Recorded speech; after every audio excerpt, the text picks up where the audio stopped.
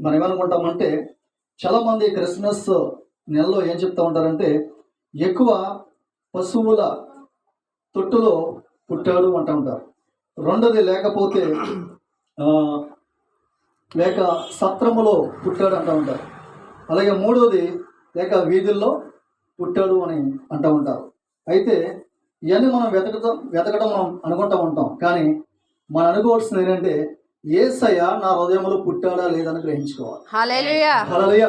అది ఎప్పుడైతే మనం హృదయంలో అనుకుంటామో రక్షణ పొందిన మనము క్రీస్తులాగా మనం వెలిగించబడినప్పుడు మన ద్వారా దేవుడు అనేక మందిని వెలిగించుకుంటూ ఉంటారు. దీని బయట ఆ ప్రేమ లక్షణాలన్నీ కూడా మనకే వచ్చేస్తాయి. కాబట్టి ఈ క్రిస్మస్ ఆరాధనలో మనం యేసుక్రీస్తు వారిని ఇంకెవరైతే అంగీకరించలేదో అంగీకరించి మరి ఆయన కొరకు జీవించే వారిగా ఉండాలని ఈ గ్రీటింగ్ తెలియజేస్తూ ఈ మాటలు ముగిస్తున్న దేవుడు మేము దీవించిన గాక.